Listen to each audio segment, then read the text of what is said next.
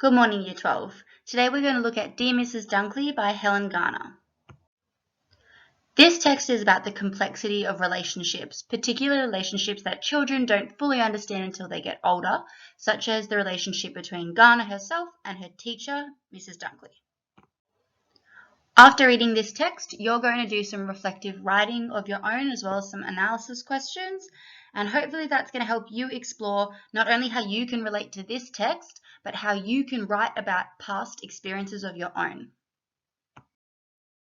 Here we have some background information about Helen Garner. She's a really well-respected and appreciated Australian author who was born in Victoria in 1942.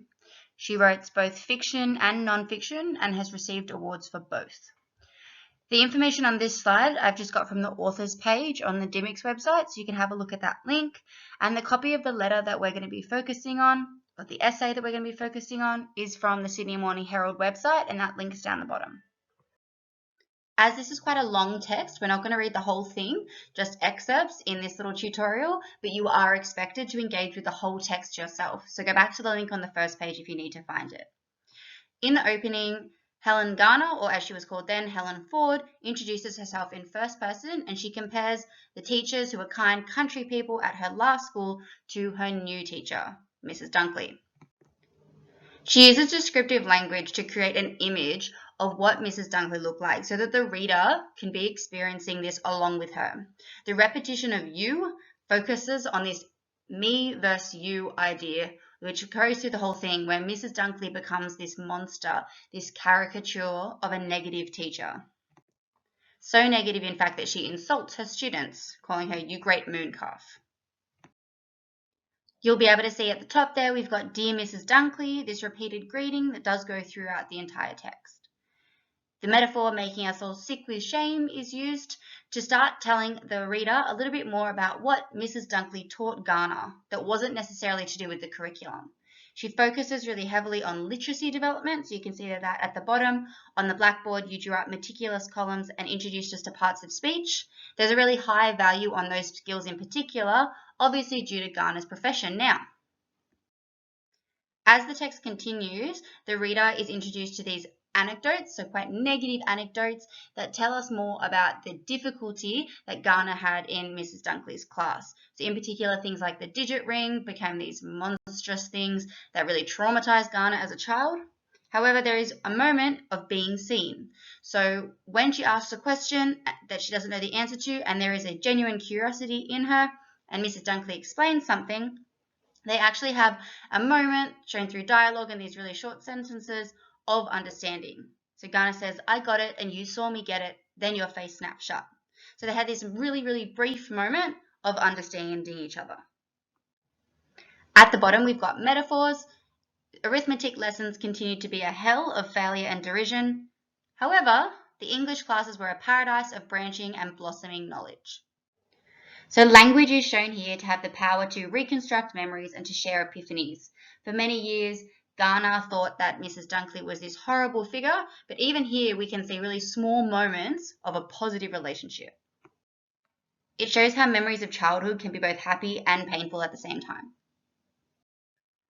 Now we're looking at a really pivotal part of the text where Garner has a dream, sees Mrs Dunkley in different clothes. So not the clothes that she remembers her, the bland, drab kind of clothes of her childhood, but bright clothes where she creates a rainbow as she walks. This dream she then put into the introduction of one of her published works, and she tells about receiving a letter from a stranger, Mrs Dunkley's daughter, who told Garner that Mrs Dunkley had been an alcoholic. This was a revelation for Garner. She says, I thought I knew you, Mrs Dunkley. I thought that by writing about you, I had tamed you. So this metaphor links back to Mrs Dunkley as being this horrible monster, this idea that terrified Garner as a child. However, now as an adult, she realizes that people are multifaceted and complex.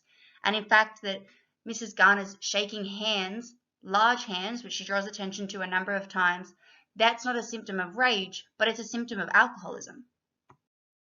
This section is getting towards the end of Garner's piece. It has the repeated greeting, Dear Mrs Dunkley, which is repeated so often that it's almost a structural feature throughout the text.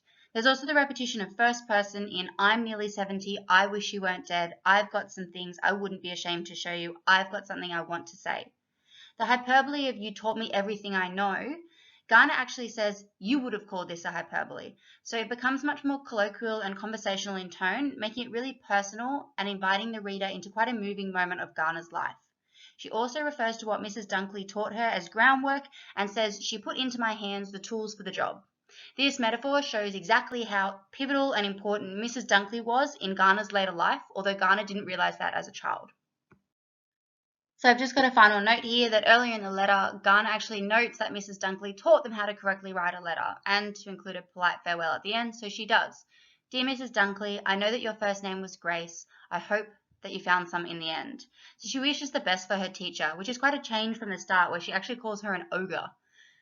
"Of your great mooncalf, Helen." This repeated insult has become quite an endearing term because she's able to reflect as an adult on this complexity of the character. Just a small note on genre here. We've got a lot of texts like To Kill a Mockingbird, Great Expectations, Jane Eyre that you would have studied in junior years. Bildungsroman is a genre in literature that shows people maturing or morally growing. So this text fits into that because Garner as a child doesn't understand the complexity of her teacher, doesn't understand that she is more than just what Garner sees in the classroom every day. So the fact that this focuses on the moral growth or the psychological growth of a main character from youth to adulthood fits it in with this literary tradition of similar texts. These questions are going to test your understanding of the text, and remember that that is the whole text, not just the excerpts that I've provided you with here. The first two questions focus on the way that Garner has told the story. So what has she chosen to emphasize or highlight, and what has she chosen to omit or leave out? Then we move on to the letter. Garner has actually only included one quote from the letter, so please explain why that might be, and then what else could have been in the daughter's letter. What is the effect of Garner's weaving her memory of Mrs. Dunkley with the receipt of the letter? So in terms of structure, why does this text go back and forth? Why not just start with, here's what I thought as a child, and end with, here's what I think now as an adult? Number 6 is how has she influenced Garner's life? And number 7 is the symbolism of the hands. This task can be done as part of your questions, or it can be done as an extension or an additional task. So now that you've read Garner's letter, you're going to complete one of your own about an adult you remember from your childhood. So this could be a teacher, a coach, a church leader, or a community leader. And there are some dot points here of things that we would encourage you to include. These reflective moments in your practice now are increasingly important. Not only are they going to be included in your upcoming creative writing assignment, but it is increasingly likely that they will be present in your HSC exam as well.